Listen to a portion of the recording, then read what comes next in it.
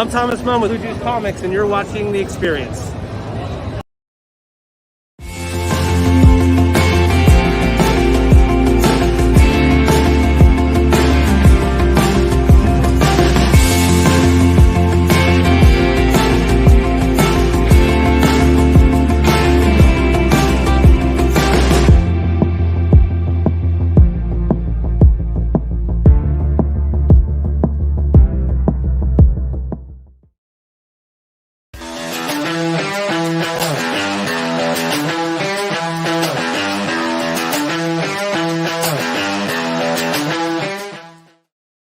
What's up, the internet? It's me, it's Kyle. How you doing? I'm back from New York Comic Con, and I have a voice, which means I did something wrong, because everyone else doesn't have a voice.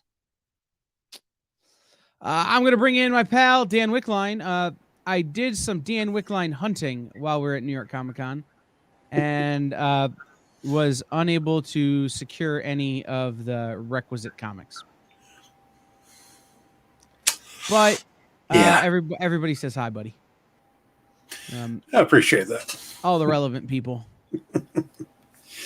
Yeah, I haven't had much new come out comic wise in a bit, so I'm not surprised. There's not a lot of No, but I went to the people who should have them and was like, hey, got any of that sweet Sinbad? And they're like, no.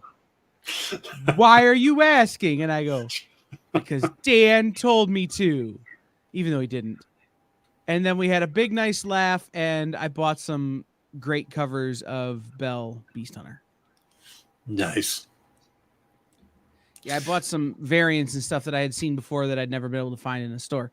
So I picked them up. Cool.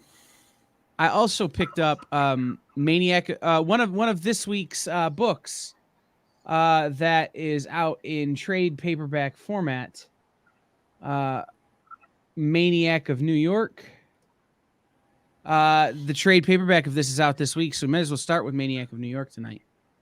But I picked up the New York Comic Con exclusive variant of the trade, which was super pretty. And I also picked up one of last week's books, Chicken Devil, New York Comic Con variant. Cool. The regular cover was so awesome on Chicken Devil. Yeah, no, it's true. I'll be honest, the regular cover is cool. The exclusive is just more of a realistic looking cover, and it's a little disconcerting. But I got it, and it was dope. Nice. So, yeah. So for those of you who don't know, Maniac of New York, trade paperback volume 1, Death Train, is 4 years ago a masked slasher began stalking the streets of New York City. I did not run into him while I was there, but don't underestimate that it was me. Maniac Harry is inhuman, unkillable, and unstoppable, which is why the authorities' solution has been to ignore him and let New Yorkers adapt to a world where death can strike at any moment. When Maniac Harry starts killing his way through the subway system, trauma-haunted political aide Gina Green and disgraced NYPD detective Zelda Pettibone become determined to go rogue and destroy him. But how can they fight a monster when they can't fight City Hall?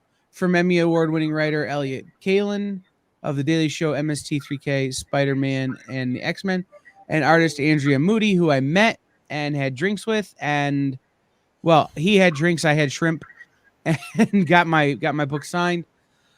Was it a leaf shrimp cocktail? No, it was shrimp on some sort of skewer. Oh. Look, when somebody puts shrimp in front of me, I don't ask a lot of questions, Dan. But Andrea did Port of Earth, Hellblazer, and Bunny Mask. Comes the horrifying story of what happens when terror becomes the new normal. A frightening, thought-provoking, sometimes funny, always timely tale of murder, obsession, and urban living. This volume contains the first arc, issues 1 through 5. Very cool. So, yeah. I went to a party where Andrea Moody was there. Also Philip Kennedy Johnson, Frank Thierry, Jamal Igle, A lot of people. I wound up sitting in the corner talking to no one. Fancy Kyle goes to fancy party, see shrimp plate, steal shrimp plate. So I was hiding in the corner hoping no one noticed I took all the shrimp.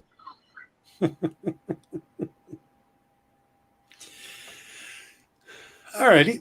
Yes. So let's talk about books that are in stores this week. Unless you have something That's a fun good from idea. your weekend, Dan. No. I started a new D&D group, Nice. which is interesting. Got some industry people playing. Nice. Have to Is this see the how one that this- we talked about me playing in? I don't remember me talking about it. I think you talked about it. That's fair. I think I said if you Yeah. need a guy, let me know. Yeah. Oddly enough, you're not the only one to have said that, but I will let you No, know. that's good. I certainly don't have time, but I can always make time for D&D. Yeah. I think we ought to just make a show of industry people, you, Paul Story, stuff like that, and just run it here on the experience. Yeah, but then once you're a going to month. have to game master. That's fine. Right, and I will be a murder hobo, and it will be a problem. No, I have solutions for murder hobos. I understand, but my default setting is murder hobo Batman. Mm-hmm. I'm always a rogue, I'm always a murder hobo, and I'm always a little bit Batman. So, new books this week. New books this week, yes. By the way, just surprised this morning. I tend to sleep with the TV on. Sure. CNN, I got the news on, and I wake up this morning and I see Tom Taylor staring back at me. It's disconcerting. Was he just in your room or was he on TV? No, luckily he was on TV this time. Oh, that's good. Yeah. What was he on about? Talking about the new Superman. Yeah? Yeah, the fact that Superman's son of Kal-El has come out as bi. That makes sense. I've seen his hair. Oh, he had a hat on. Tom did. Yeah, but Superman doesn't. I've seen the art from the book. Oh. It's the art I've seen looks incredible, and I'm very excited for the book. Yeah. Representation is good, and having more representation of characters that are on different parts of the LGBTQIA scale, I guess is what I'm going to call it, because I can't come up with the correct word right now as I'm exhausted, is good. They just did it with Captain America. Now they're doing it with Superman. You cannot go wrong making those decisions. I agree, but I like them to be natural story flow decisions, and in this case, it sounds perfectly, perfectly a natural story flow. I don't like them when they change existing characters, or when they change them for no reason. Yeah. But in this case, this is a new version. This is a new person as Superman. This is the son, so it's not an established thing. So correct, great. It's why it worked in the Captain America books too, right? It's not Steve Rogers. It's this other person who's carrying the mantle, Captain America, and that's just like ogres are onions, so are Captain Americas. They have layers, and there's more to them than just the one thing. I know where you were going with it. I know you knew. I wasn't sure our audience could follow my ill-fated line of logic there. You mean Jeff? Jeff and whoever else is here, yes. I assume JD's out there just waiting to strike with a quippy remark. Yeah, and Sean's probably out there too. Sean's probably out there. Jay, Jenna. Yeah, we almost need a robot roll call here, guys. Yes. Everybody say hi. Yes. Please chime in if you are here. All right. And the books and tell us the books you're most excited for this week. Right. Here's one that I've already read because I bought the single issues and I had to talk about them with my therapist. Red Room by Ed Pisker, hardcover. and trade paperback are out this week. Cool. You yes. like this book? I have liked this book, but I am a messed up person. My brain is very, very not normal. A cyberpunk outlaw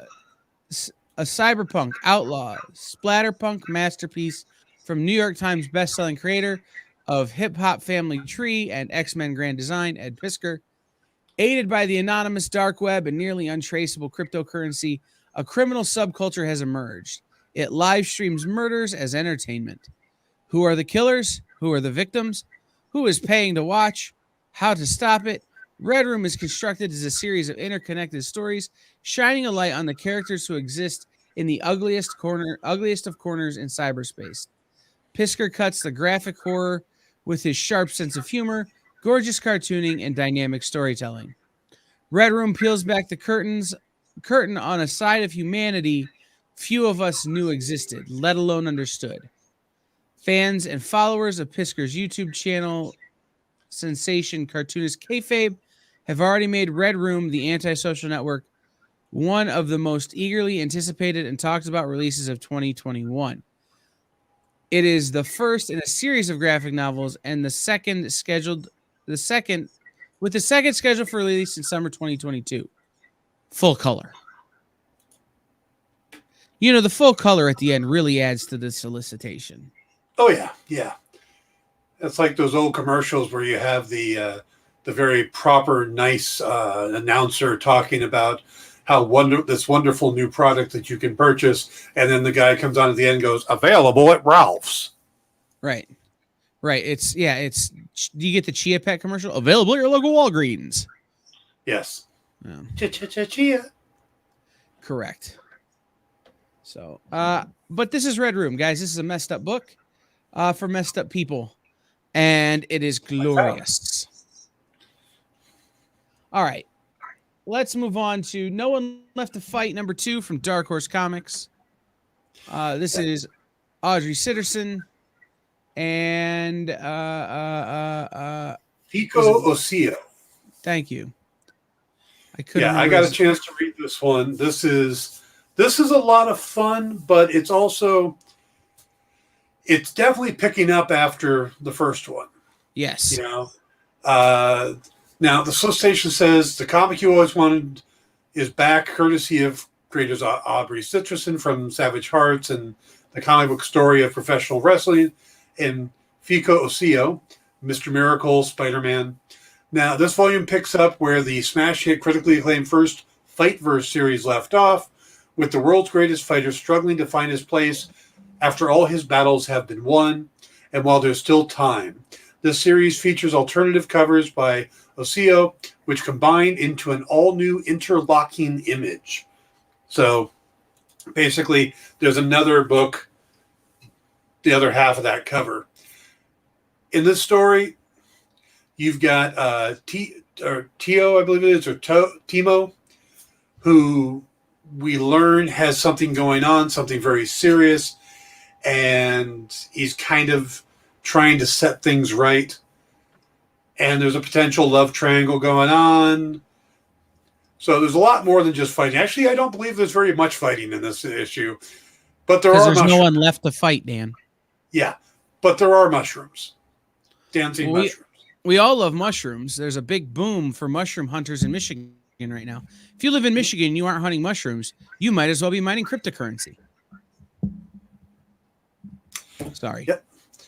Yeah, so it's a fun book, and I love the art in it. But the coloring on it is what really stands out to me. It is a very vibrant book, and it goes really well with the art. There's a pull quote, loving tribute to the Dragon's Ball and Street Fighters of days past, with colorful and joyously explosive story from Major Spoilers. That is the correct way to pluralize Dragon Ball. It's Dragon's Ball. It's like attorneys general. But I love that pull quote because it gives you kind of a conceptual visual of what it is without having to know a ton about it. Yeah. I have not read the first series, So you can pick this up and get into it without, being confused. I mean, it takes you maybe a click or two to pick it up, but once you do, you get right into the story. But then you also know that there's a previous series you can go back and get in trade. I did read the first series, and it certainly, the first series left you in a place where you're going, I want more of this, but also this was satisfying.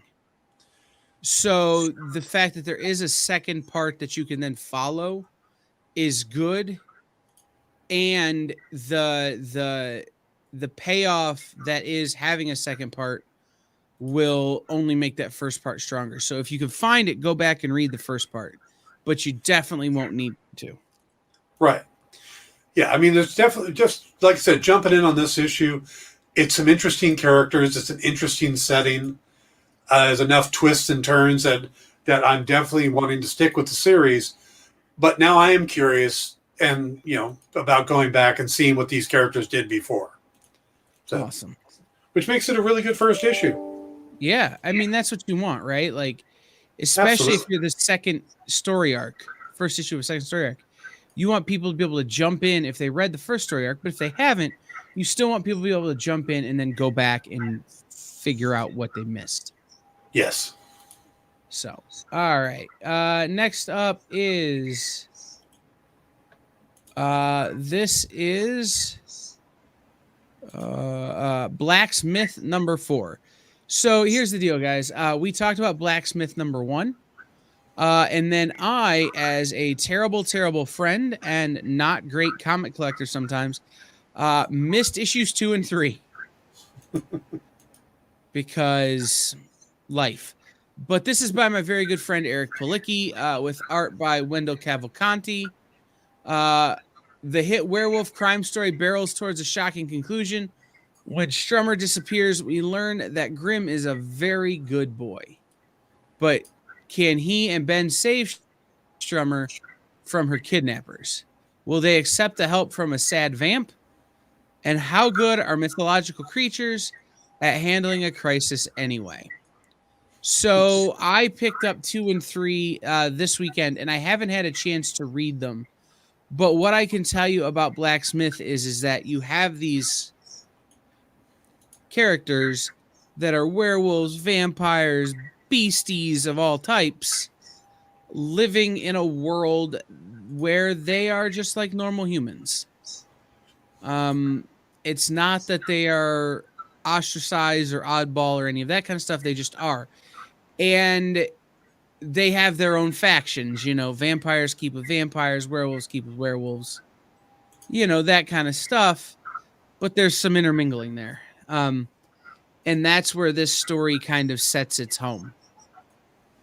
So you have a little bit, in my opinion, it's a little bit Twilight, with a whole lot of Buffy, and even more just random craziness that comes from the mind of Eric Palicki, who you may know from Atlantis Wasn't Built for Tourists or No Angel. Cool. All right. Altered Carbon, One Life, One Death. This is a one-shot by Richard K. Morgan. Who is author of the book series as well. Yes. Also Scott Bryan Wilson with art by Max Fuchs. From the world of the best-selling trilogy of books and the hit Netflix show comes a new chapter in the Altered Carbon universe.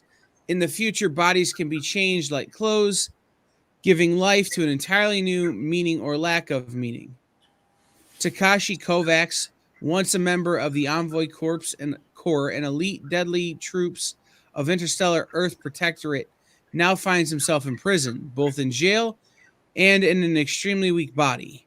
When he learns that envoys he served with in battle, he somehow can't remember, have been stolen and sold to one of the richest people in the universe, Kovacs vows to rescue them and get revenge. Leaving behind a staggering body count as he blazes across the galaxy, he wonders why he was in a hole why he has a hole in his memory, and what secrets that gap holds for understanding his future and himself. Altered Carbon writer Richard K. Morgan is joined by Scott Brian Wilson of Batman Annual and Batman Gotham Knights, and artist Max Fuchs of Halcyon Days to deliver the original graphic novel Altered Carbon, One Life, One Death, a violent galaxy-spanning adventure of prison breaks, political intrigue, and sinister machinations. I haven't read the novels. I've watched the show. I've read 2 of the 3 novels. How do the novels relate to the show? Have you watched the show? Yes, the first novel matches up to the first season very well. It's pretty straight. The second season very much splits from Diverges? The second novel. Yeah, diverges from certain characters get carried over. Poe, the character from the hotel, the computer, is not in any of the novels. And there's no computer AI that goes with him to the second book. So that carryover, that's something they did for the series. But the changing of the sleeves, that's pretty common. And the fact that we've had Joel Kinnaman, Will Yun Lee, and Anthony Mackie all play the same guy is a really good indication of how the sleeves work in the series.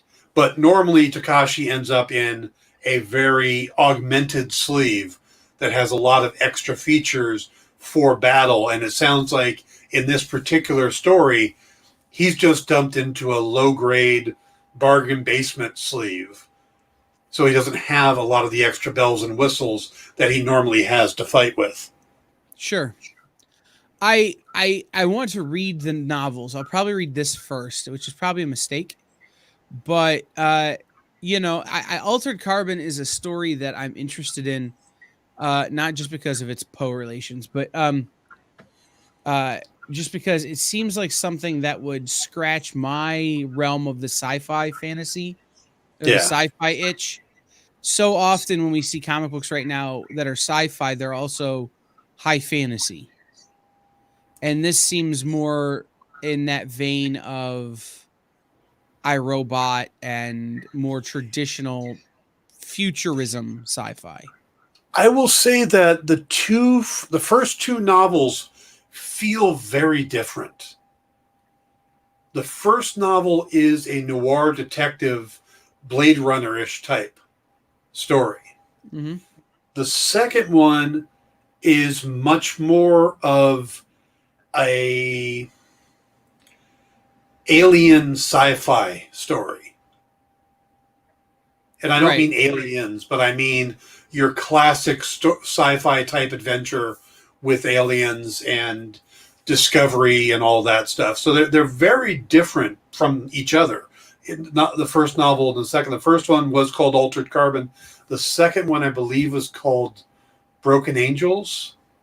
Yes, it sounds right. Yeah. I haven't had a chance to read the third one, but they do feel very different. Right, but they feel more traditional straight-ahead sci-fi. Yeah, they're not high fantasy. The sci-fi fantasy we so often see. Yeah. I liked both of them. I really enjoyed the series. I have to admit, I haven't finished the second season.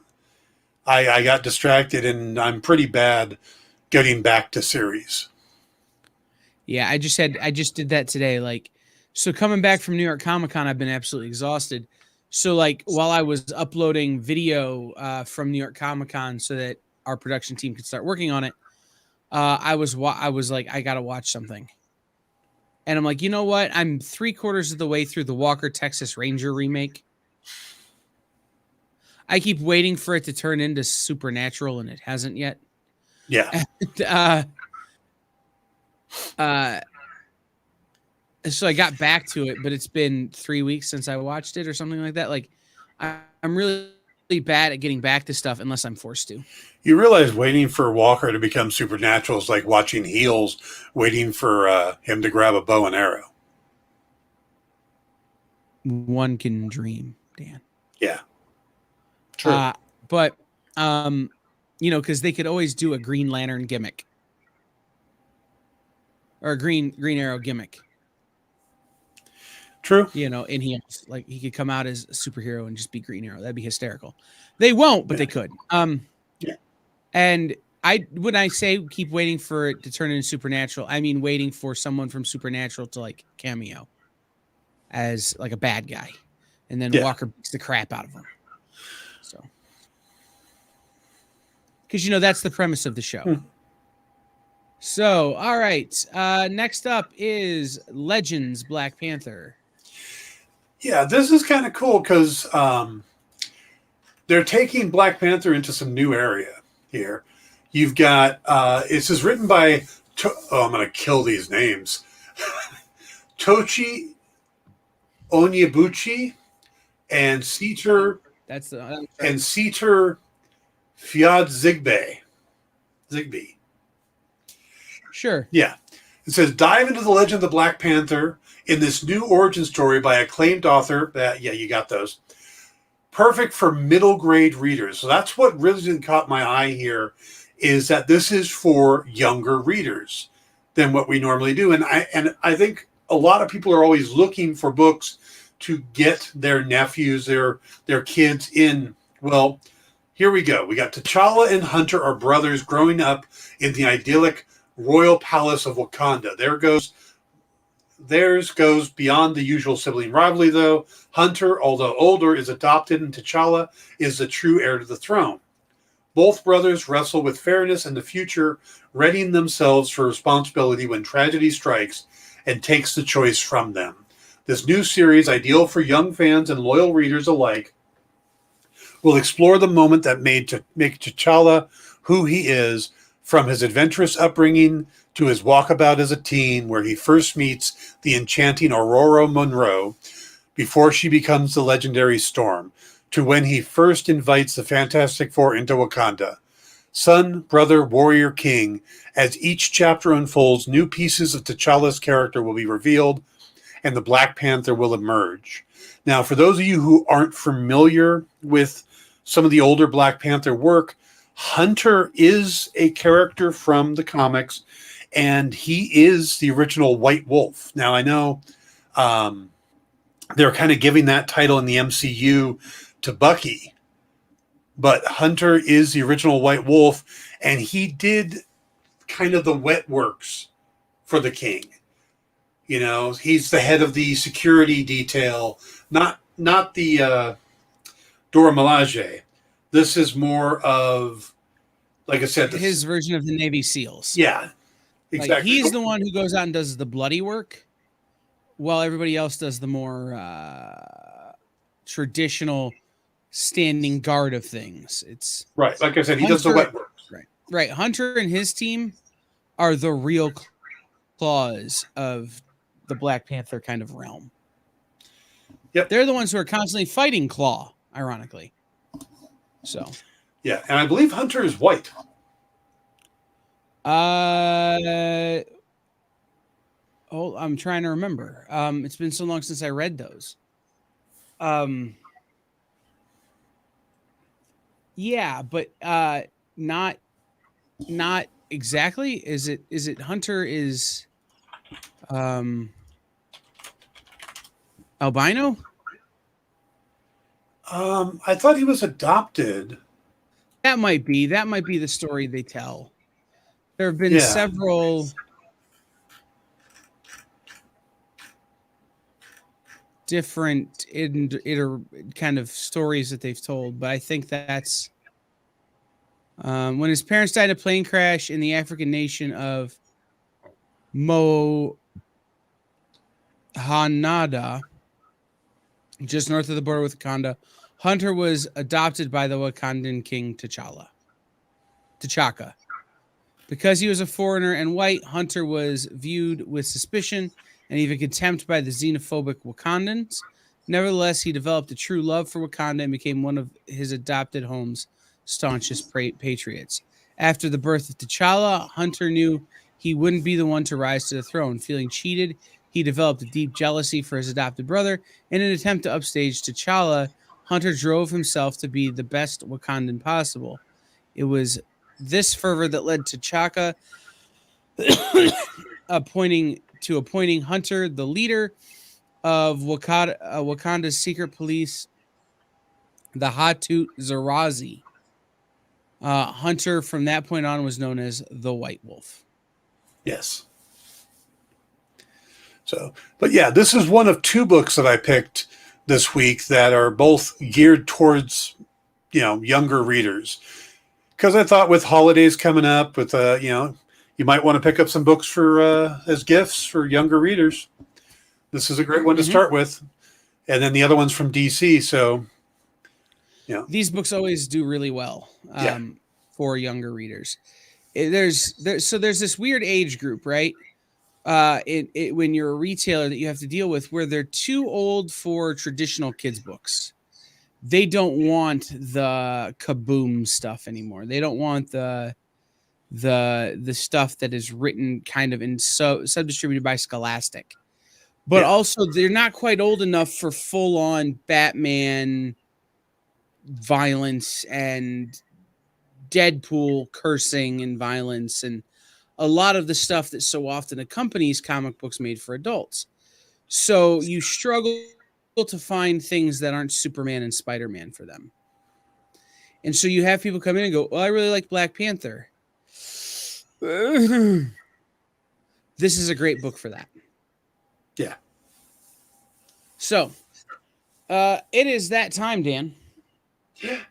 Break time? Where we take a quick break. But before we do, I want to give you guys a preview of tomorrow's Dan Wickline show, where I will give the preview because Dan doesn't know what I'm about to say. Tomorrow, I will be a guest on the Dan Wickline show along with Rob Humphrey, who is the writer of Punching the Clock and Gunslingers. But Rob is also the convention chairperson for Cherry Capital Comic-Con, and he will be joining us to talk about the experience's appearance at Cherry Capital Comic-Con Halloween weekend, as well as what it's like to plan a convention during a pandemic. And we could talk about his writing, too. And, interestingly enough, Rob was one of the people I roomed with at New York Comic-Con, so we could talk about what it was like to experience a con like that in a pandemic. So who is the front spoon and who is the back? I get my own bed and I pay for the privilege. Okay. I do not. Well, okay. So the last time I shared a bed with someone at a Comic-Con, I actually wound up having to go to the hospital because I got a neck contusion after being basically elbow dropped in the back of the head while sleeping several times by this person sleeping and not knowing that they had whatever that condition is where you sleep fight. I've heard of restless leg syndrome and I've never heard of actually sleep fight. Is called being a horrible person. Yes. Rob was one of my roommates at Cherry Cap or at New York Comic-Con. So we will talk about New York Comic-Con as well. So that's excellent. Tomorrow on the Dan Wickline show. Yes, it is. All right. We'll be right back.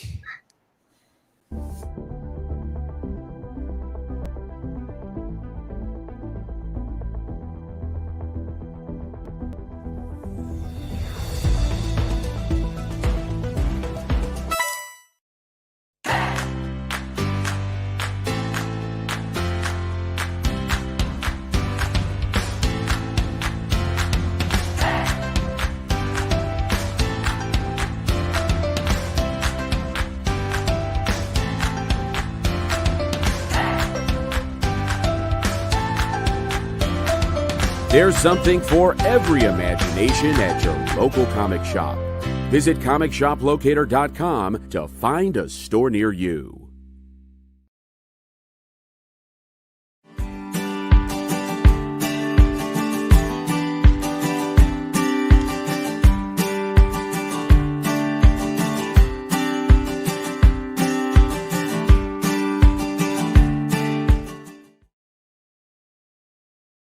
Hi, I'm Brian Haberlin, and I want to tell you a little bit about my new book coming out in October, Hellcop.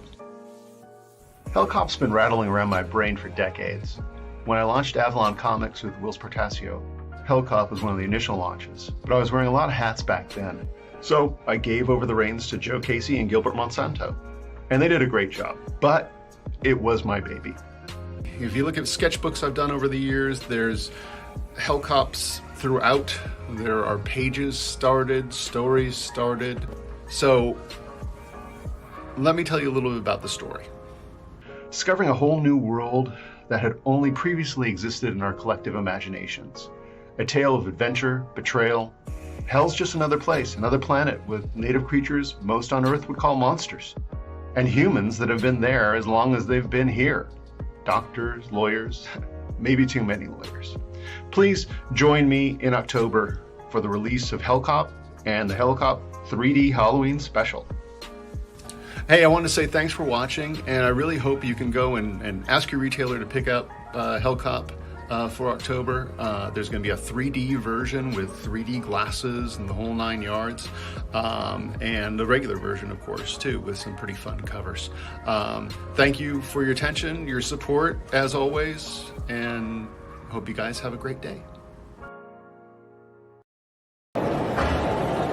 Hi, I'm Nathan Fox. I'm chair of the MFA Visual Narrative Program at the School of Visual Arts, as well as co-creator and artist on the Weatherman series through Image Comics. And you are watching The Experience.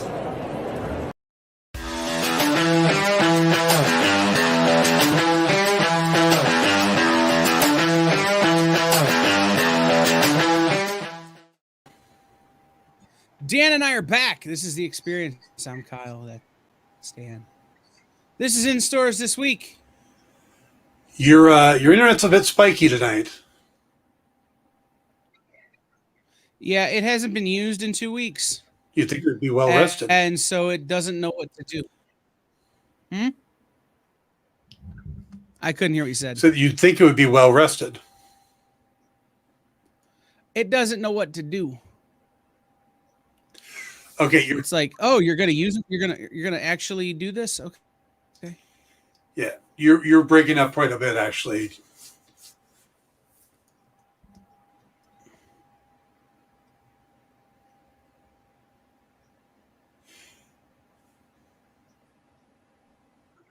Okay.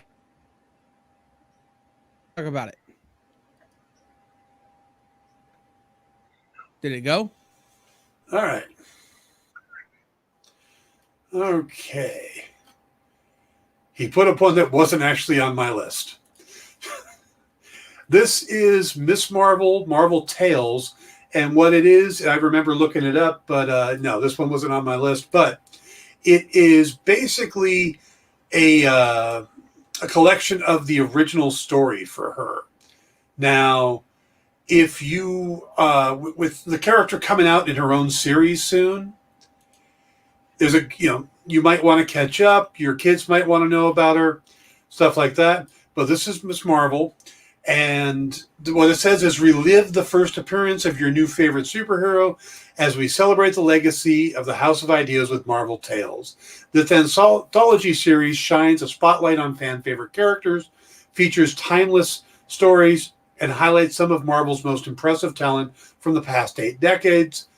And now you know Kamala Khan claims the spotlight, beginning with the scene-stealing cameo in her idol Carol Danvers' book, Captain Marvel 2012, number 17. Then G. Willow Wilson and Adrian Alphona put the Pakistani-American teen sensation center stage as the new Miss Marvel in a landmark story from all new Marvel Now .1.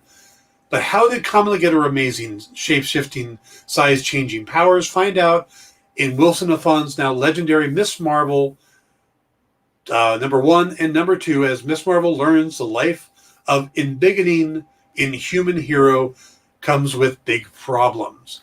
So, again, G. Willow Wilson, Kelly Sue DeConnick, Philippe Andrade, Adrian Alfano. I mean, it's a great series.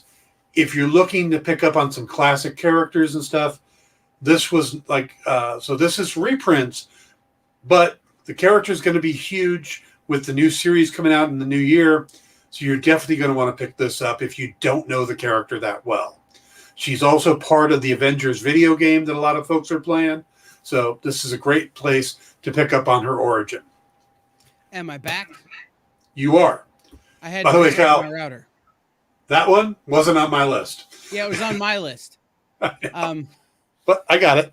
But I figured I'll let Dan talk about Miss Marvel. If nothing else, we could probably talk about the character for 2 minutes while I reset the router. We should be good now. Excellent. Yeah, you look much better. Yes. It's not breaking up. I'm never going to look much better. Your picture looks better, not you in the picture. That's the truth. All right. So we'll come back and we'll talk about hardware from Milestone. Seems like forever since the first issue came out. It does, which is why I brought it up. It seems like a long time since the first issue came out. It really does. In fact, it has been a long time, as that book came out August 10th. Yeah. It's been 2 months. But this is Brandon Thomas, Bill Sienkiewicz, Dennis Cowan. And what you have is, with Dakota convinced that Curtis Metcalf is to blame for the Big Bang riot and the police hot on his trail, Curtis decides to change the game in a way that Edwin Alva won't see coming.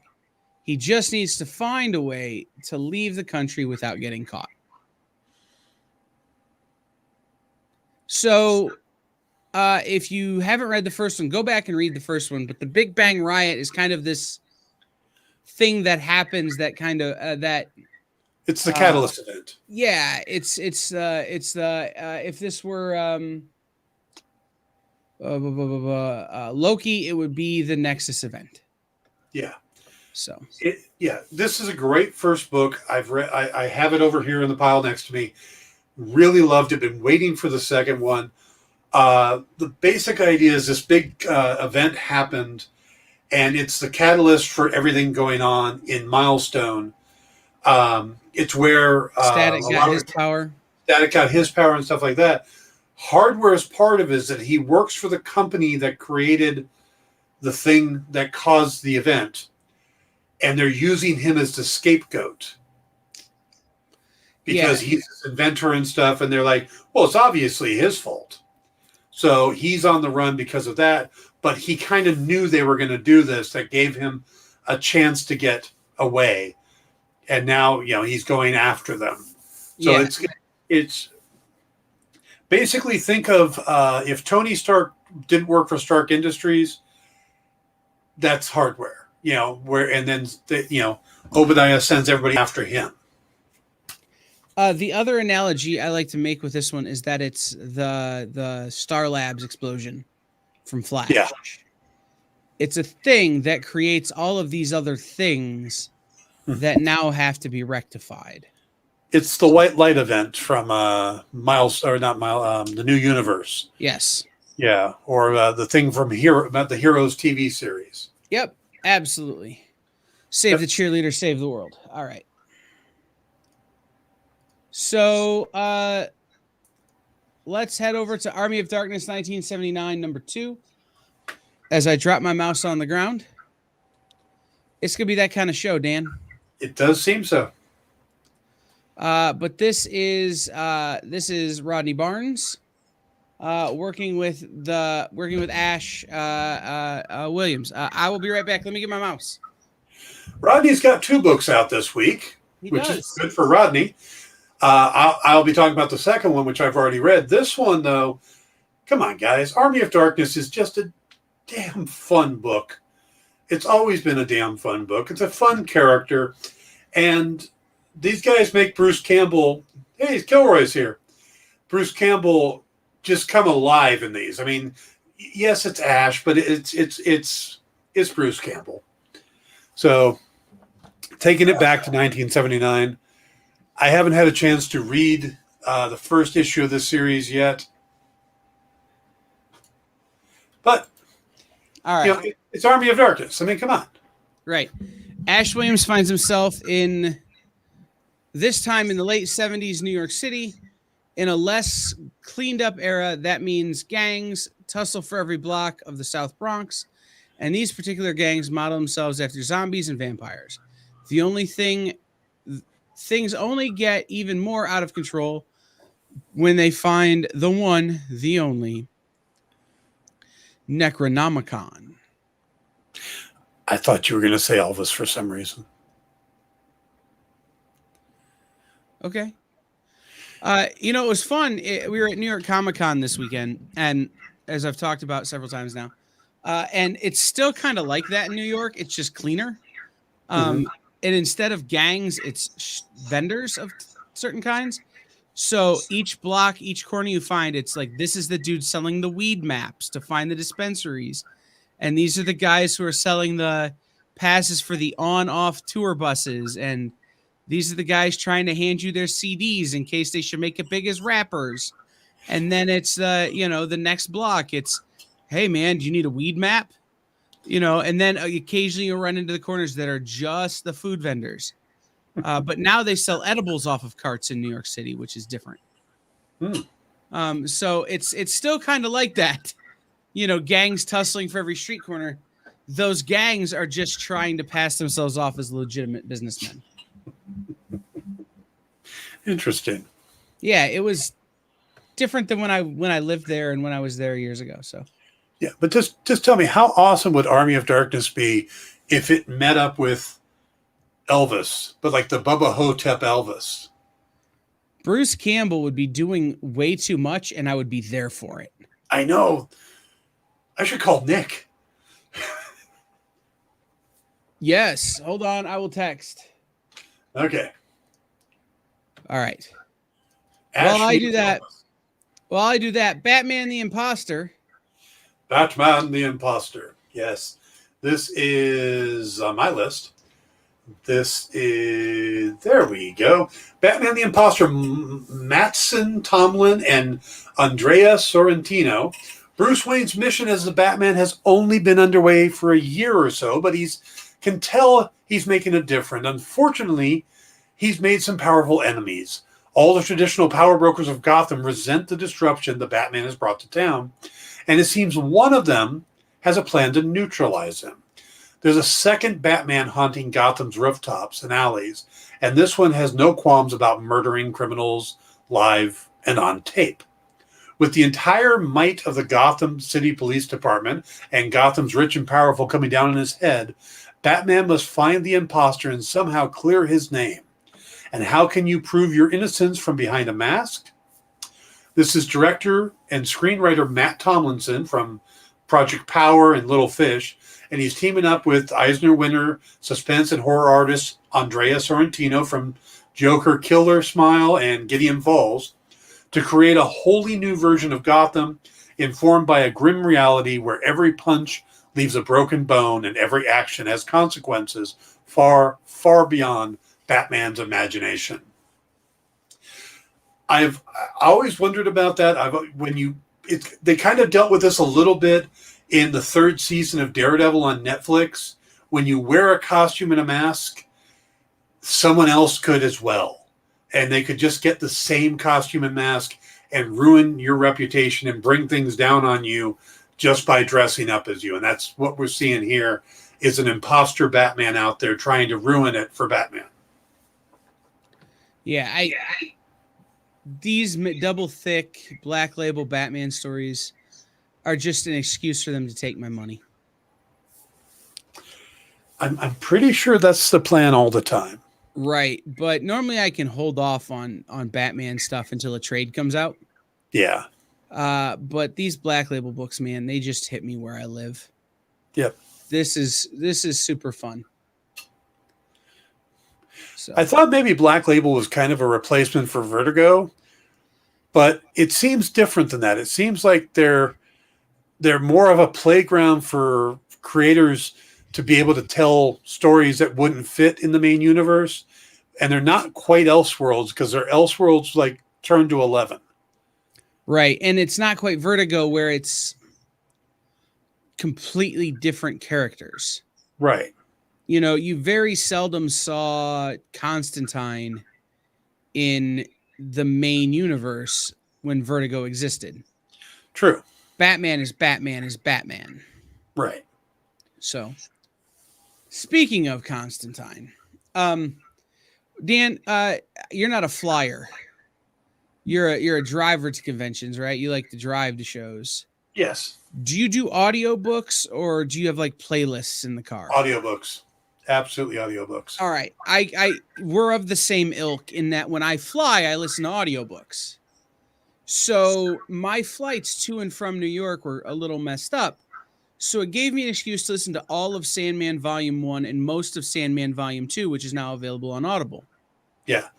I am about 30 minutes away from finishing Sandman Volume 1 on Audible. Okay. They're great. If you haven't read them, if you haven't read the books, I recommend get the books and listen to them. Having read the books many, many times, even just recently when I was in the hospital, and now listening to the audiobooks, it's really great to be able to close your eyes while you're flying and you can see the panels. Mm-hmm. I wouldn't recommend that while you're driving. No, I haven't read the book, so it's easier for me. Well, I'm just saying I wouldn't recommend closing your eyes and trying to see the panels while driving if you have read the book. But just a big endorsement for that, man. Like Constantine was great in the first volume. Yeah. The fact that they do an entire cast, mm-hmm. You know, you got James McAvoy doing Dreaming. You got Kat Dennings' death. Dennings' death. Just down the line is just really well done. And there are some parts that I got, it's like, oh man, that's kind of rough to listen to.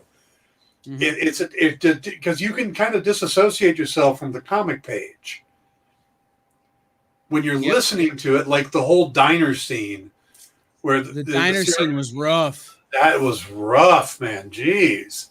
Well, I'm on the plane, and it comes to the point where Dream is going around with death in volume 1, and it's the baby. And you're like, this is uncomfortable to listen to. And then it's the little boy getting hit by the car, and you're going, oh, like I was crying listening to it on the plane because I can see the page in my head, and I can hear the emotion in the voices because they're such good actors. Yes. That it really is a powerful, powerful moment. So I'm just going to give a big endorsement for the audiobook version of Sandman. Neil Gaiman is your narrator. So the dulcet tones of Neil Gaiman bring you back to normal every once in a while. Absolutely. It is a really well done series. Like I said, I'm just about finished. I got pulled over to Danny Fingeroth's book. Yeah. And wanted to get that finished. And also, I'm a huge fan of the Dresden Files series, read by James Marsters. And that's probably just flat out the best audiobook series out there for me, because Marsters is so incredibly good at that series. Plus, it's such a fun series. Right. My favorite audiobook is probably still American Gods 10th anniversary. I've listened to that one. Author's preferred text. So, but yeah, no. That's the one with the full cast, right? Yeah, but it's still narrated by Neil Gaiman. It's not entirely acted. Yeah. So, yeah. So just, that was another thing. Sandman 2 available now on Audible. Yep. All right. All right. We got 5 minutes till break. So let's talk about ETER, which I mistakenly called Eater the other day. It is not. There is a hyphen there. ETER. It's by Dan Panosian, Jeff McCumsey, Javier Polito art, and Sean Crystal art. And what this is there are two stories here. An intergalactic virus liquefy one of your heads, feeling a bit off ever since you drove through that black hole? Then visit ETER, the galaxy's leading medical facility. In this interplanetary crew of doctors, nurses, paramedics, and technicians is uniquely qualified to cure what ails you. There's no planet too far, no asteroid too small, no patient too well alien, and they accept most forms of insurance. This supersized debut includes 2 stories of medical madness that are out of this world. So you can't see it in this shot because it's too far away and I can't zoom in on it. But there is on the one guy's kind of shoulder an incredibly tiny doctor.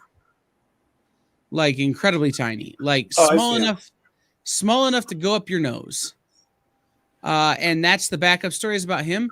And apparently it's gruesome. So this is ER. I'd like to imagine that the giant bug-looking guy in the back is the Noah Wiley character, and that the short person in the front is totally the George Clooney character. So I was thinking more Anthony Edwards, but okay. No, one of the guys in the white coats is Anthony Edwards. Like I'm not gonna diminish Anthony Edwards. He stayed on the show the whole time. So, well, until he didn't. So, hey, it's not his fault they killed him off. Yeah, true. So this looks like a lot of fun. It's from AWA Upshot. This is Axel Alonso's company. So just be on the lookout for ETER. Now, George Clooney would definitely be the green guy with the 4 arms. Okay, I'll give you that one. Yeah. All right. And before we go to break, we'll hit this one. This is Batman: The Long Halloween Deluxe Edition. So this is a re-release that they do basically every year for Halloween. But this is the deluxe edition hardcover of The Long Halloween. It's my second favorite Batman story ever. Yep, written by Jeff Loeb with art by Tim Sale. But you knew that already because it's Long Halloween. Plus, there's the animated series or animated movie they did, 2-part animated movie not too long ago too. Yes, and this will also be part of some elements of this will be in the upcoming Batman movie. Yes. So I'm not going to read you the solicitation on this one. It's Batman: The Long Halloween. But this hardcover is new art from Tim Sale. This deluxe hardcover also includes the original 13-issue series, as well as more than 30 additional pages of behind-the-scenes sketches, interviews, and more. Seriously, guys, this is one of the best Batman stories ever done. Right. It's a mystery. It's like year 2 for Batman. It's the origin of one of his main villains. There's a lot of great stuff going on in here. It's all his different best villains. I mean, Joker, Solomon frickin' Grundy. Okay. Yep. There was a Solomon Grundy cosplay at New York Comic Con that was amazing. Cool. You don't often see people cosplay Grundy. Yeah. So if you have not read this book, even if you have, it's a great collection to have on your shelf, especially a hardcover. If you got the money, pick it up. Yep, absolutely. All right. Let's go ahead and take a break. Dan and I will be back in just a couple minutes here on The Experience with the second half of our books. We've got quite a few more to get through, so we'll get moving. We'll be right back.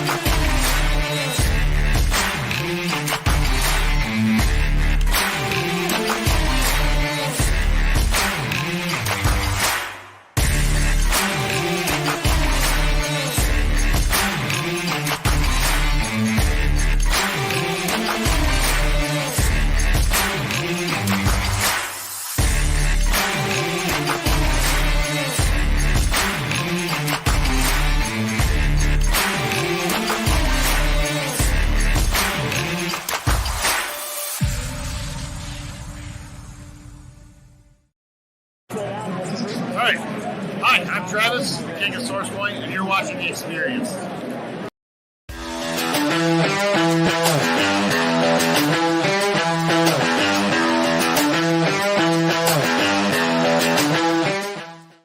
What's up, the internet? It's Kyle. We're back here on In-Stores this week, and I just want to remind you about a few things. Dan Wickline will be back tomorrow and Friday at 5 p.m. or tomorrow and Thursday at 5 p.m. to Pacific. Tomorrow night, following Dan's show, is Comic Collectibles with Rex and the Not Nicks.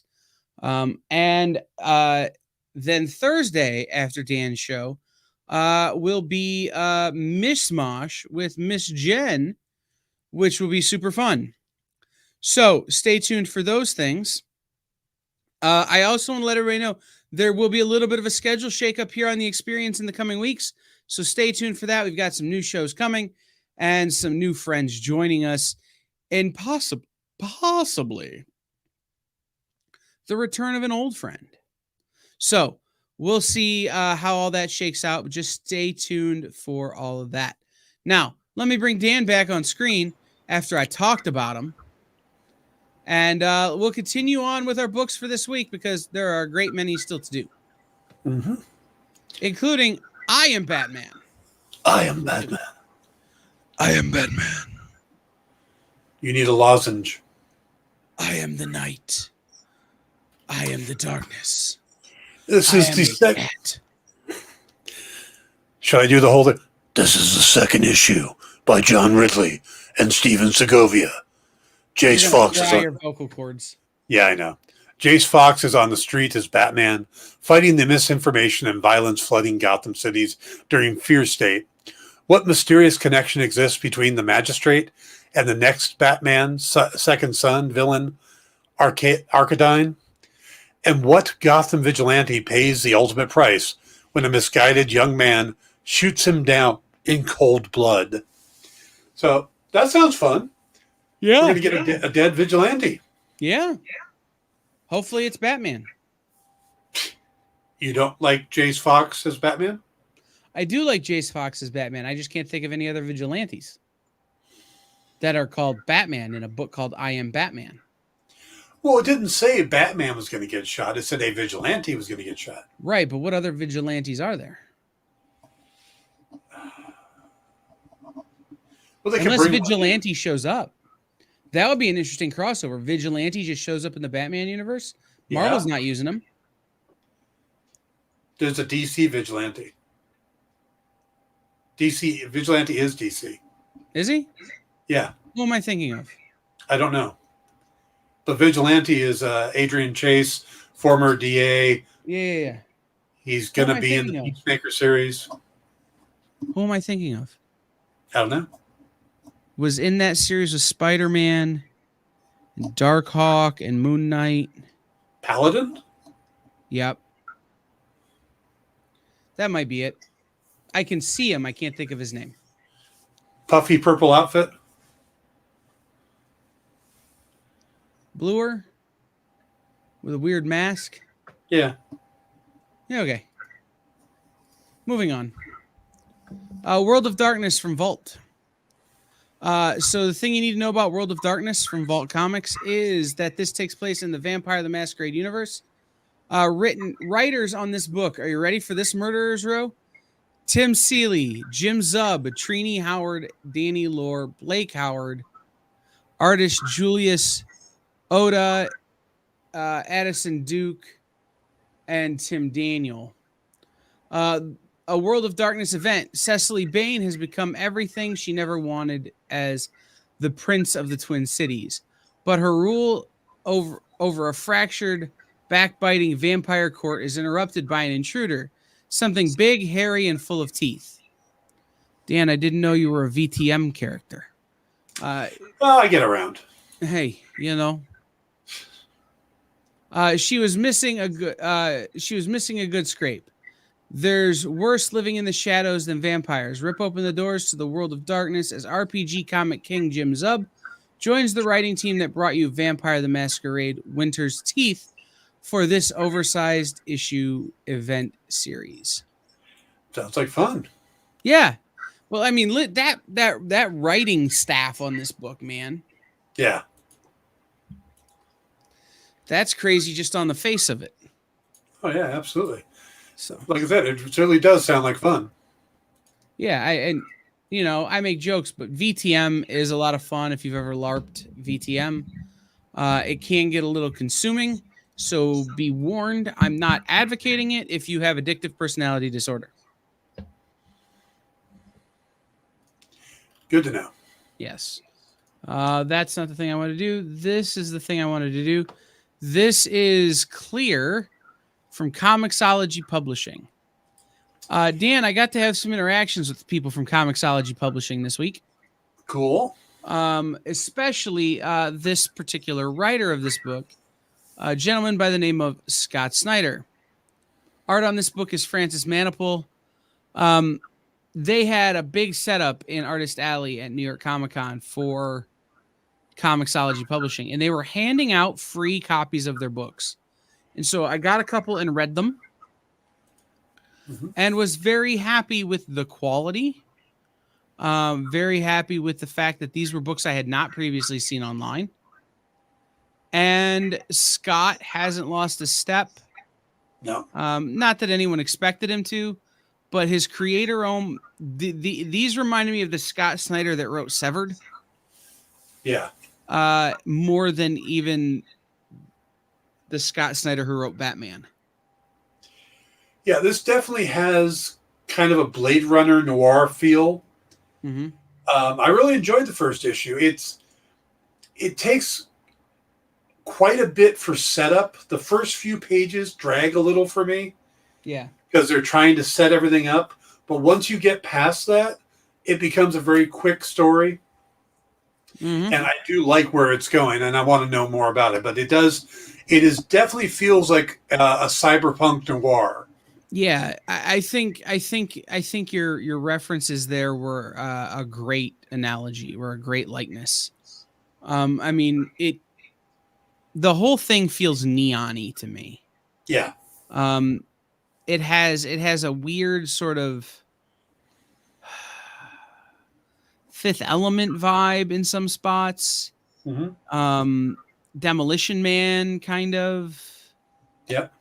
It's my only problem with the entire thing is that the beginning is this kid telling a joke, and the joke wasn't funny. well, I mean, what do you call an Irish person who bounces off the walls? An Irish person. Ricochet. Can't be worse than that one. Oh, but you can see what the humor was there. Yeah. That's the problem with the joke, is there doesn't really seem to be a punchline. Whether it's a bad or a good one is one thing. There doesn't feel like there is a punchline in the joke. It's true. So all other right. than that, it's a great read. Really is. Scott Snyder, man. Great guy. Great writer. This is going to be his stuff with Comixology is going to be monster. I can just tell. Mm-hmm. Or Demon. Well, that's true. All right. Wonder Woman returns. Wonder Woman 780. Yeah, I grabbed this one because it's kind of a new jumping in point. And when we get to some of these bigger characters, that it's tough to find where to jump in. If you want to start reading Wonder Woman, but you got stuck up in the whole death metal thing, stuff like that. Well, this is the events after the events of death metal. Diana finally makes it back from her unforgettable odyssey through the sphere of the gods. Has the world move on without her? The special oversized story paves the way to an exciting new future for the greatest hero of them all. This comes from Michael Conrad, Becky Cloonan, and Travis Moore.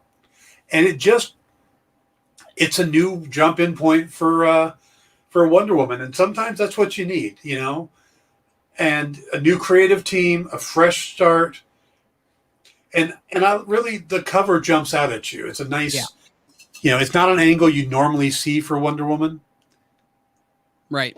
And I like it. It got my attention, so I want to check this one out to see where are we going with Wonder Woman now. Yeah, I think, especially with characters that you see, this is 780 issues. Mm-hmm. You know, they've done new number ones, they've done all this stuff over time, but this is continuity wise 780 issues. It's hard to find a place to join a character. Yeah. Especially one like Wonder Woman that has so much new interest because of the Gal Gadot movies. So checking in here on that is a great concept. And you get to know that source material. So next time there's a movie, you know what you're doing. All right. Dan, we got to be nice on this next book.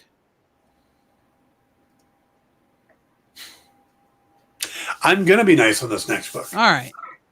I've read the book, and my one thing about it has been consistent. Well, it says Jeff Parker and Javier Pulido on the issue, but it's actually Jeff Parker, Javier Pulido, and Ben. There's another artist. Hold on.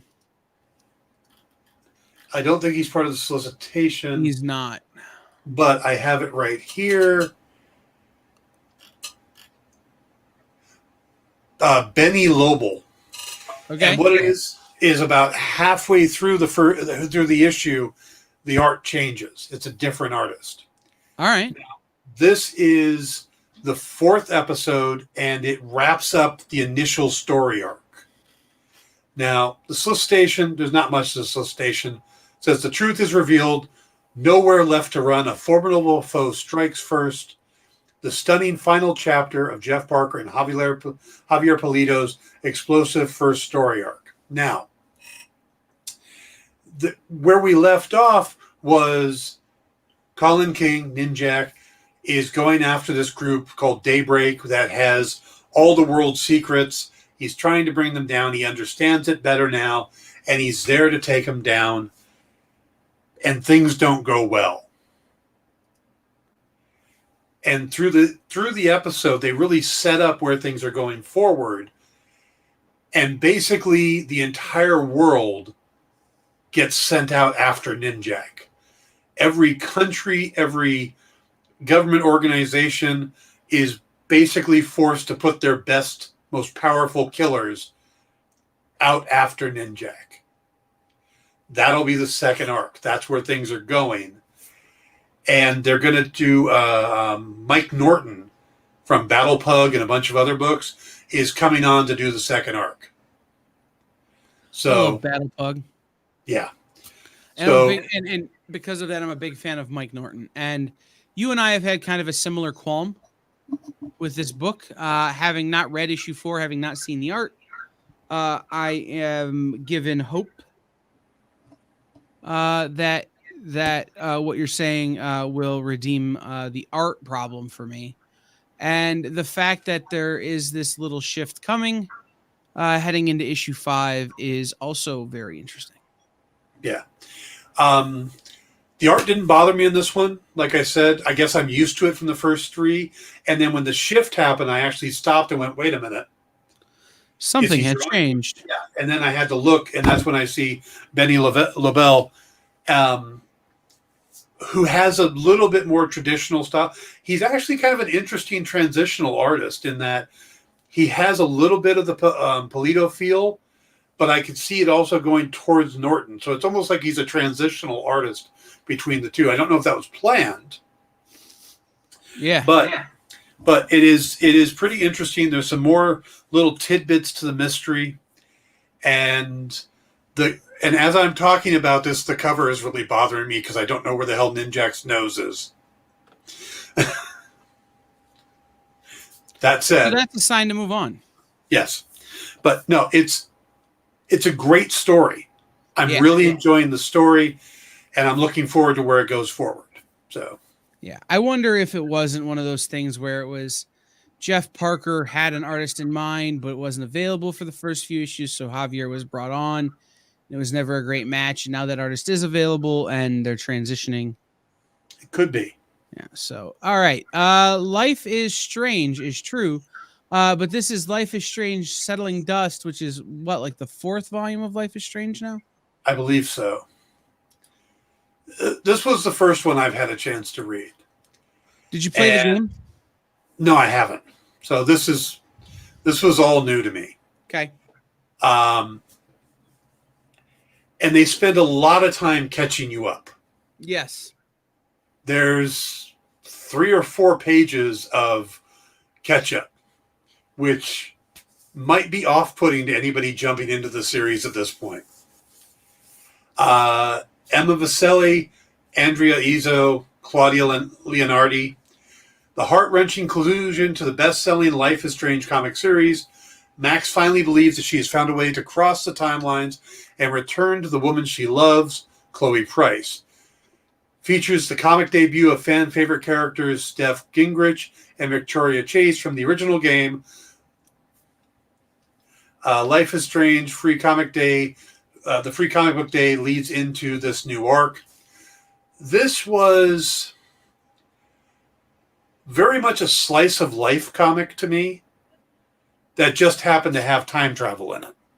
Well, so or dimensional travel. If you've played the video game, Slice of Life or Life is Strange is a slice of life video game, except for this weird ability the main character has to morph the timeline. And so what happens in the game is you play the game and you make a decision and it plays out. And if you don't like it, you can rewind the timeline and make a different decision. The thing you don't know in the game, and I don't think this spoils the comic in any way, is that those decisions, no matter what decisions you make, you're always headed a particular direction, and they all come to the same conclusions. Now, with where the comic book has picked up, those decisions that the characters make have differing conclusions, and you can get there through the comic. It is an interesting read, but I think it would be helpful to go back and read the other issues first. And probably play the game. Yeah. The game will wreck you emotionally, though. Like, just warning you. Yeah. So this may be this one I would be a cautious recommendation. I think it's a quality comic, but I think having some backstory, some previous issues read, or familiarity with the game would be helpful. Yeah. I played the game and had to not play video games for a month after, because I was like, oh, okay, I need to go to therapy. So, all right. Did you ever wonder what would happen if Jean-Luc Picard was hot and had a beard? Well, that's Star Trek Dark Mirror, or Mirror War. Mirror War #1, yeah. And we discussed Mirror War 0. And since then, I have talked to series artist Gavin Smith. It's written by Scott Tipton and David Tipton. Art by Gavin Smith. Gavin is the one responsible for Jacked Picard. Yeah. So I haven't had a chance to read this particular issue yet, but I got to see the first 6 pages. And it's kind of this little mini heist that happens. And I got to tell you, it caught my attention right away, because it's like, these are not how I'm used to seeing these characters. But that's the whole point of the Mirrorverse. And they're returning to the Mirrorverse. It says, return to the Mirror universe of the next generation with this brand new series from writer David and Scott Tipton, where familiar faces and exciting new surprises await around every corner. To conquer the Mirror universe, Captain Picard must first seize control of the shipbuilding planet Fondori. The only problem, Fondori is inside Klingon Cardassian Alliance territory. The fact that there's a Klingon Cardassian Alliance should be the first red light that things are very different here. Although the Kardashians on Earth kind of look like Klingons. Cardassians, not. I'm making a joke. I know. I'm trying to stop it. So Gavin is having some fun with this one. He showed me some of the original pages and stuff from this book, and like Wesley Crusher is here, but he's not old enough to have a beard, and beard is what makes you bad in the Star Trek universe. So he has 90s spiky hair. And and Mr. Data doesn't have a beard, but he's hardcore. Yeah, he's got like an eye thing going on. Yeah. And then I saw some stuff from one of the forthcoming issues where there's more Borg.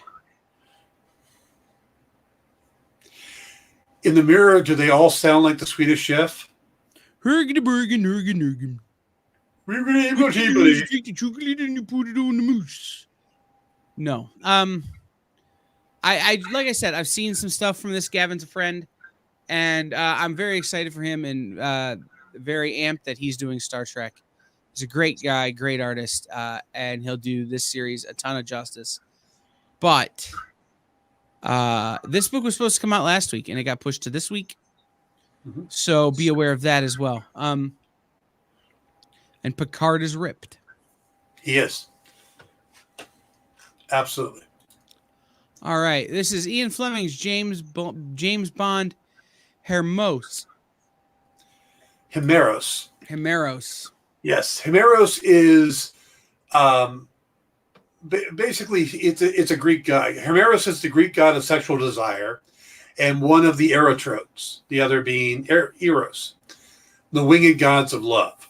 When Aphrodite was born from the sea foam, she was greeted by twin brothers Eros and Himeros. But when sexual desire goes too far, it takes the legendary super spy James Bond to bring justice to the most vulnerable among us as he investigates the suspicious death of an accused sex trafficker, one whose ties run deep and deadly.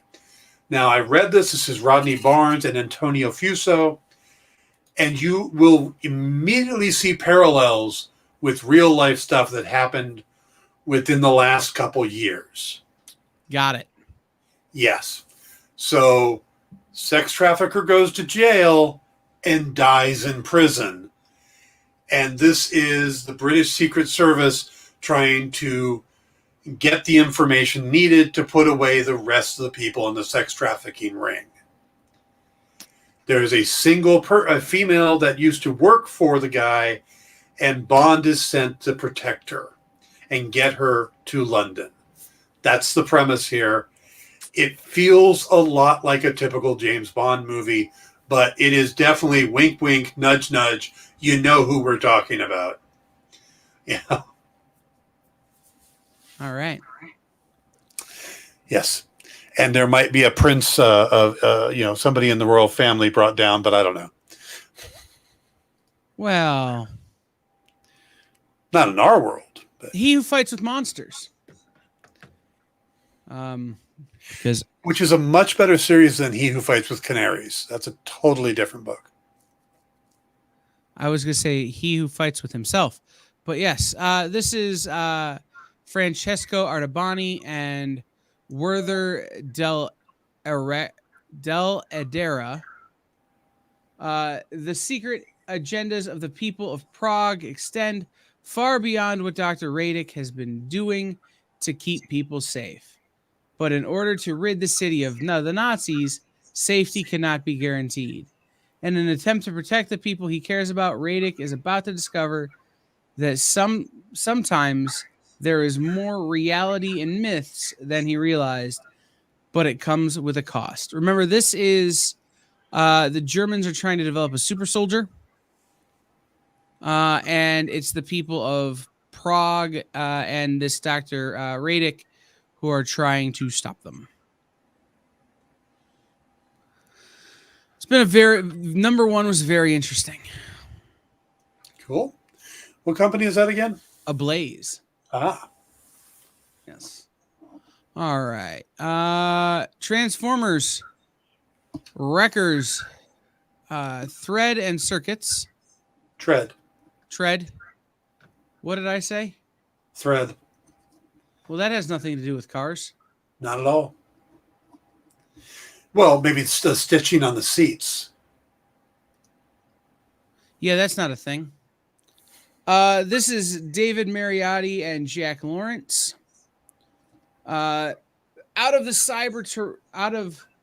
Cybertronian colonies, good entertainment is hard to find. Fortunately, there's always the Wreckers, brave Cybertronians broadcasting death-defying stunts and action, all as a cover for undercover operations.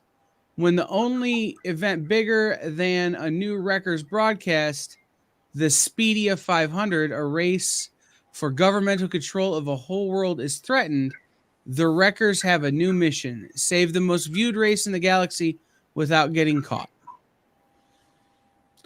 So this is the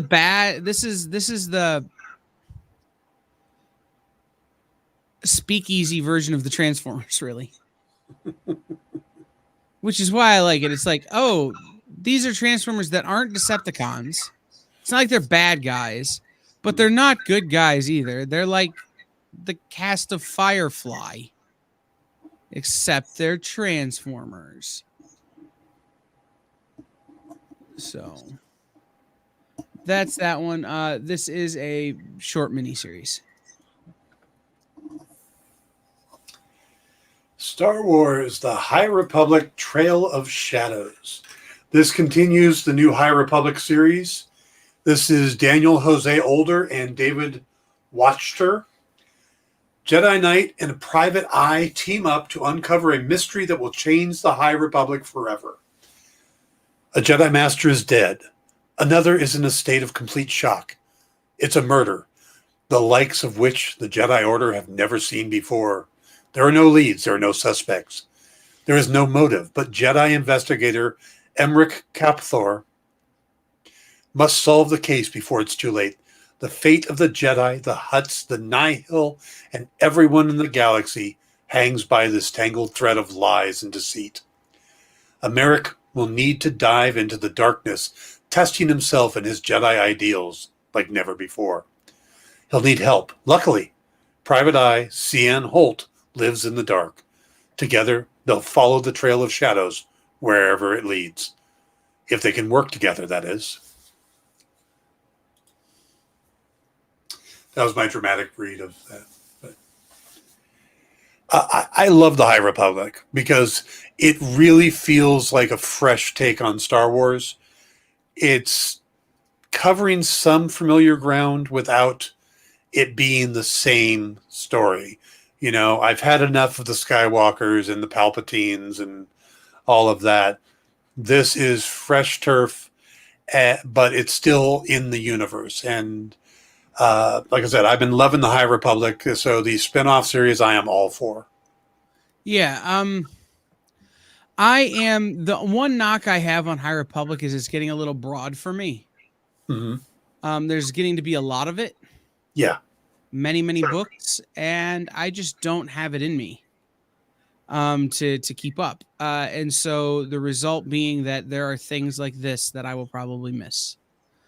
I think the main story has been great. But it's like what happened with X-Men for me. Mm-hmm. You know, you had House of X, Powers of X, Sword of X, Swords, X of this, X of that, and it just got to be too broad and too much. Mm-hmm. Keep it narrow, guys. Focus on making one or two good narrow runs, and you'll keep people like me buying. I'm to the point now where there are stories in the High Republic universe I just don't care about and won't. So, however, this is a very pretty cover. It is. And I like the idea of a Jedi working with a Private Eye because we really haven't seen Private Eyes in this setting, in this universe. Don't sing Private Eyes. Don't sing Private Eyes. Don't sing Private Eyes. Okay, yeah, I mean, that's true. Private Eyes watching you within your every movement. Yeah. I assumed you were talking to you I was doing trying to so, keep me from inviting making me the to do same it. joke. All right. We have up next a book that's super relevant to today's times. Oh yeah. Eternals Forever #1. Yep. Written by the Karate Kid, Ralph Macchio, or That's a not different Ralph Macchio. It's a different Ralph Macchio. I know, but every time I have a Ralph Macchio book, I make that joke. Yeah. With art by Ramon Box and Icarus, Agent of the Deviants. The Deviants have captured Icarus. Now, under their control, Icarus has been brainwashed into assassinating Ajax. It's up to Gilgamesh and Sprite to stop him and prevent an all-out war between the Eternals and the Deviants. Now, I thought a war between the Eternals and Deviants was kind of the thing. Right. That was the whole point.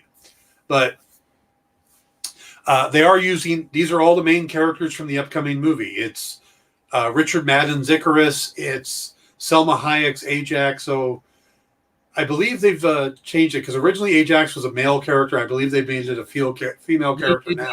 They did gender swap Ajax, which they can easily do with the way the Eternals are set up. Yep. Because when they die, they get put into another body.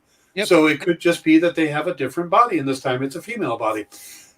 Gilgamesh and Sprite are both in the movie as well. Sprite's the little one that looks like a kid, and Gilgamesh is the big warrior Asian guy in the film. I don't remember the actor's name. Is that the one that's Kumail Nanjiani? No, that's Kingo. He's Kingo. Okay, I have not actually looked at the cast. Beyond Gilgamesh is Don Lee. Don Lee, that's it. And Sprite is Leah McHugh.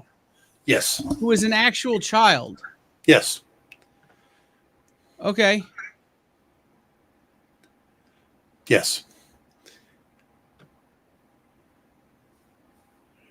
Actually, looking at the cover, Icarus, of course, is the blonde guy in the middle. Sprite's the little one in the green outfit. Gilgamesh, I think, is in the very background in the purple. No, I'm sorry. He's probably the guy in the top left corner. And I'm not sure who is Ajax.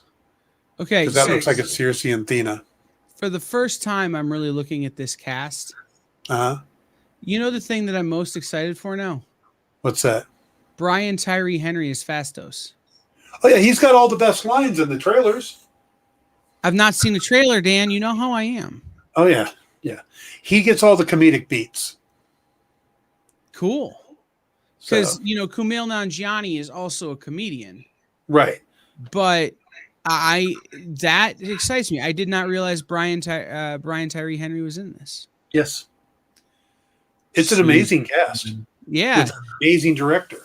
I might have to actually pay full movie price and not go to the $5 cinemas to see this one. Who am I kidding? I'll still go to the $5 cinemas. They have Lazy Boys.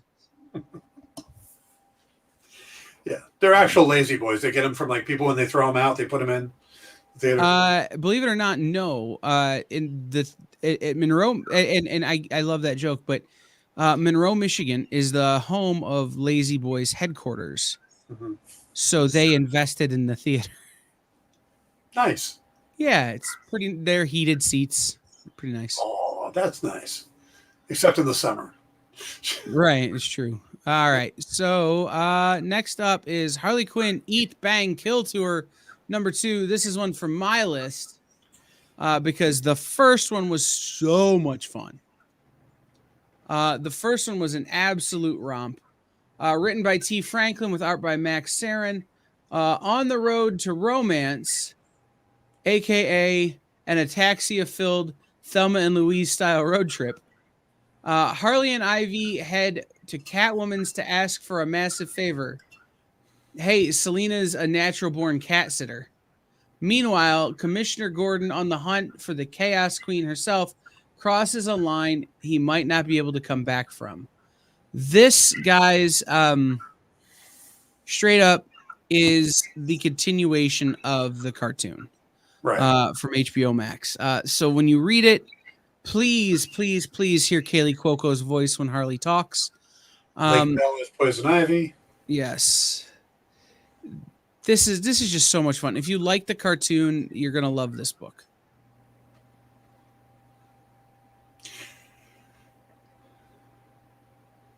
Also, there's a variant cover by Babs Tarr. I was supposed to meet Babs at New York, but she had to cancel last minute, and it made me a sad panda. Oh. All right. This is from our friends at Zenescope Comics. Yeah, Return of the Djinn. Yep. Rise of the Djinn. All right. We don't know who the creative team on it because it wasn't listed, but it's probably either Ralph Tedesco, Joe Brucia, or Dave Franchini as the writer. 36-page content. Things could be worse for Tamara Brazil, a highly decorated and venerable police detective with almost 15 years of experience on the job. Her world comes crashing down around her when her husband is murdered at the hands of a serial killer she has been pursuing. And to make matters worse, she is diagnosed with stage 4 for breast cancer before she has a chance to bring the killer to justice. But as fate would have it, she is given a second chance at life when she discovers that she is a descendant of an ancient race of genies, with the power to cure herself and others. However, there's a catch. She can only keep the power so long as she aids a pair of evil jinn, bringing an ancient jinn named Argon back to life to aid them in a coming war against the other jinn of the world, a war which could usher in an age of misery and strife for mankind. That is a ton of stuff going on in a book. In 36 pages. Yes. I love these guys. I talked to the Zenescope dudes at New York. It was, I can't sell this book. It sells itself. Yeah. Like, it's a genie war, guys. Like, and not the blue kind from Aladdin, which is about to get canceled on Broadway, but a real genie.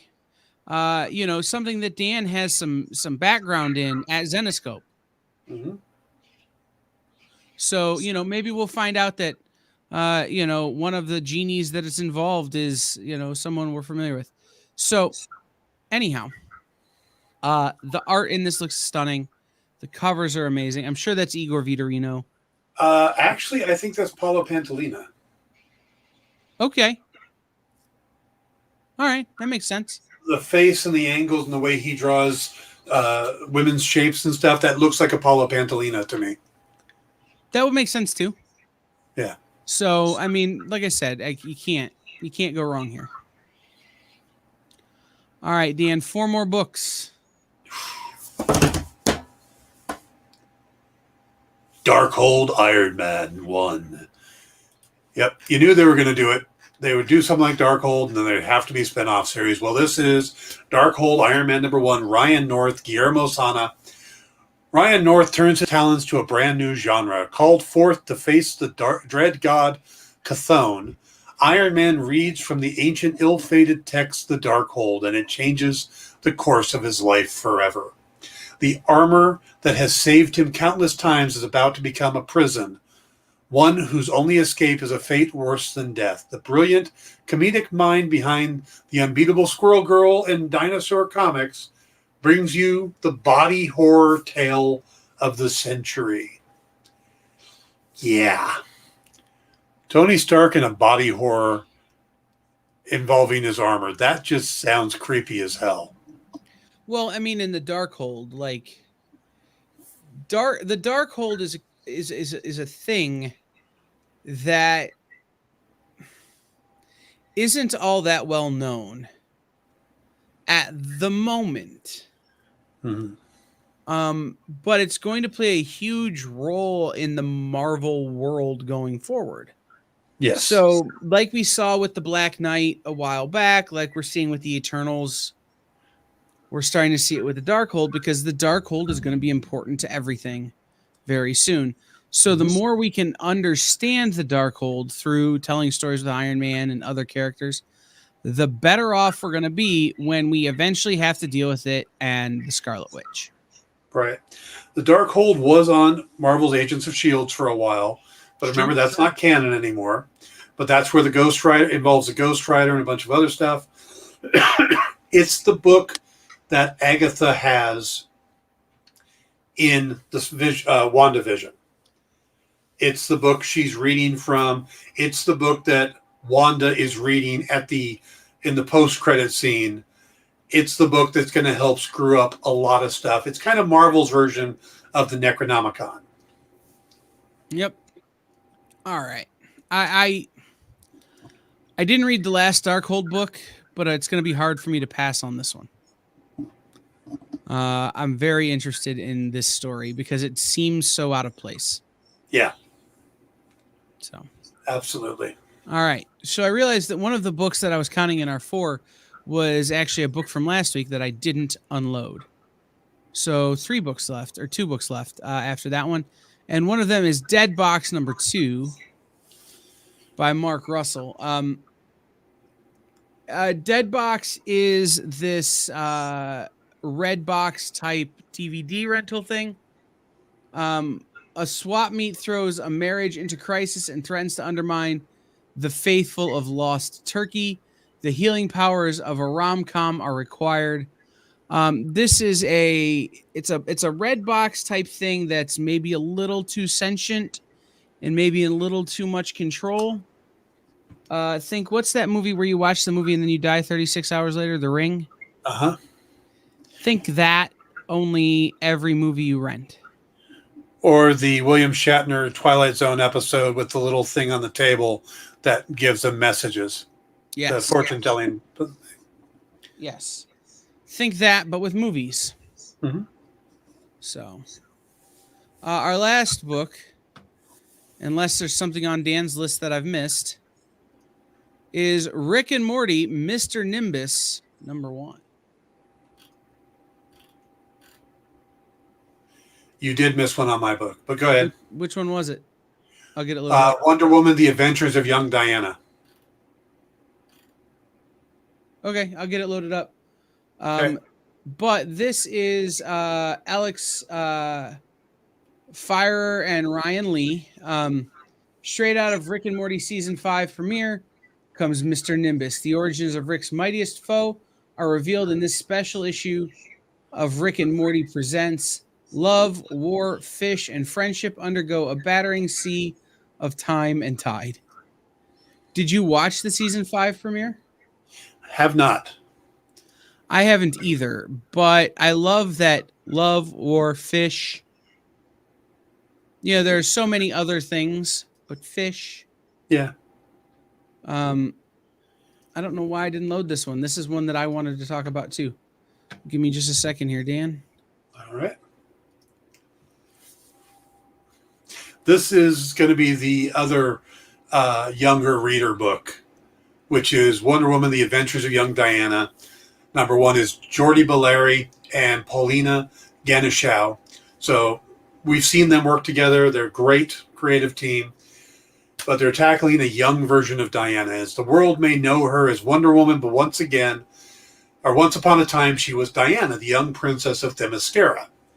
Back then, she struggled to find her place on an island deemed paradise by many, but which was to her a prison. Trapped in her role as a royal and shielded from the harsh reality of man's world, Diana yearned for adventure, or at least a purpose. So when ancient texts portraying her home's history go missing, she gets both.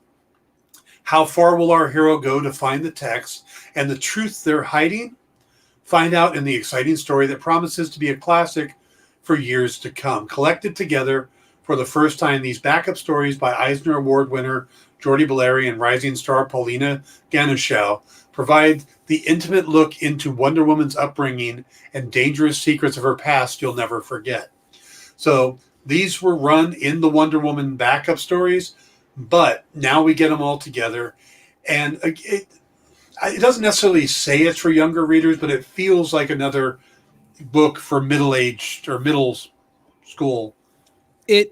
I remember reading these when they first came out, and while I wouldn't say it's specifically a YA book, it's certainly not. It's wow, I'm gonna make 2 Shrek references in one show. It's like Shrek or Despicable Me or one of those where it's got the bones for young adults, but there's also things in there that are relatable to the older adults that may be reading this to the children. Yeah. Or maybe reading this with their children or their loved ones, or whoever. There are definitely themes that have adult repercussions, but they're also themes that can speak to children in a way that they'll understand. And again, this is a good jumping in point for understanding some of that Wonder Woman origin that is so hard to kind of fully come by in the age of the films. You show a niece or a niece or a granddaughter or whoever, because I'm forgetting words, that are, new to Wonder Woman. They maybe saw the first movie and want to know more. You can certainly show them this book, give them this book, and it will get you kind of a relative story. Yeah. And when I read the solicitation, it made me think of some of the feelings that you get in high school where you're trying to figure out what you're going to do, where you're going to go next with, what's the purpose, what do you, and especially when you're transitioning to college and all this other stuff. So those last couple years of high school, maybe even the earlier there, it just seemed to click for me that would be that age group. And seeing Wonder Woman going through that type of thing may help that age group, Right. Especially, you're talking about in these books, Wonder Woman is getting her first sort of taste of autonomy. Mm-hmm. So when you think about that in middle school and high school, you're making some of your own decisions for the first time. That can sometimes be hard to relate to and hard to work through. And this is that story, only super powered. Yeah.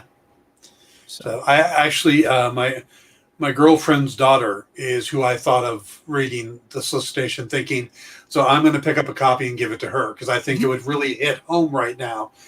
As she just turned 18, she's transitioning into college, dealing with all of that, and I think this is a story that would hit home for her. Absolutely. So remember, guys, this book is 80 pages. It's $10. It's a full, square bound book. So just keep that in mind. It might be a good Christmas gift or birthday present or something like that. All right. That is all the books for this week from Dan and I. But I want to remind you, head over to previewsworld.com to see the list of what's in stores this week. As well as, and then visit comicshoplocator.com to find comic shops in a town near you. I was just in New York for New York Comic Con, and of course, I had to go by the world famous Midtown Comics. But I also hit Comic Shop Locator to see if there were any other comic shops close to where I was staying. Yeah. Midtown was the closest, and it was the only one within walking distance. But I would have visited more were they there. And luckily, I was at Comic-Con, so hundreds of comic book shops. But, use that whenever you travel. I've been traveling a lot, and we'll continue to travel the rest of the month. And we'll continue to use Comic Shop Locator to find comic shops to visit. I'm in Columbus, Ohio this weekend. So I'll be visiting the Laughing Ogre and Pack Rat Comics. But there are other stores in Columbus I'd like to visit that I don't know about. And then the following week, or 2 weeks from now, I'm at another convention, and I'm stopping halfway there in my travels because it's a long drive. And, the town I'm stopping in, I've already gone to Comic Shop Locator, typed in the area code or the zip code, and I found 2 comic shops that I'm going to visit while I'm there. So use that to find great comic shops to visit in your life. That's an order. Yes. Yeah. Dan will be back tomorrow at 5 and Thursday at 5. That's 2 Pacific if you live in the Pacific time zone, 3 in Mountain, and 4 in Central with the Dan Wickline Show. And I will be on the Dan Wickline Show tomorrow with Dan and Rob Humphrey from Cherry Capital Comic Con. Mm-hmm. Rob is also the writer of Punching the Clock and Gunslingers. He will be joining us to talk about cons in the pandemic. And Dan will be back on Thursday where he will talk about... I'm going to do a deep dive into the character of Echo, who's going to become a major part of the MCU soon. And also I might talk about this unknown little series I found on Hulu called Only Murderers in the Building. So good. Oh my God, that is so good. I watched 8 episodes in a row because I hadn't watched it. Lisa and I sat down, watched 8 episodes, and it is fantastic. As long as we're not talking about Squid Game, I'm here for it. Yeah, no, I'm not in for Squid Game, but I am definitely here for Only Murderers in the Building. I cannot wait. I know another episode dropped today, but I'm not allowed to watch it till I go back up and see Lisa. So that's fair. You don't cheat on her with the show. I had that with the Great British Bake Off. I had to yell at somebody. So yeah. All right. But speaking of just to end it on a funny note, Todd Farmer was posting on Twitter about how addicted he's become to the Great British Bake Off and how the show couldn't be any better. And if you know Todd Farmer, you know he wrote Jason X. And I wrote back, Todd, but what if they were baking in space? Did you get blocked? No. Todd's an old friend, but I know, but you deserved it. yes. Yeah, no. I mean, we could do a deep dive on the Great British Baking Show, Dan, but we won't for the sake of everyone else's sanity. So, hey, I was big on Crime Scene Kitchen when that was on, so I'm with you. Dude, that show is great too. Yeah. But for Dan, I've been Kyle. This has been In Stores This Week. Stay tuned tomorrow for the Dan Wickline Show at 5 and Comics Collectibles with Rex and the Not Nicks coming to you live from Dynamite and Dynamic Forces immediately following that. And all of our other great programming here on The Experience. Did I forget anything? Hit the like and subscribe buttons and all those things that help us. We'd appreciate it if you tell your friends about us and all that stuff. Yes, hit all those buttons. Yes. We'll see everybody next week for In Stores This Week. Bye, everybody. Hey, I'm Joe Pruitt. I'm the publisher and /CEO of Aftershock Comics, and you're watching The Experience.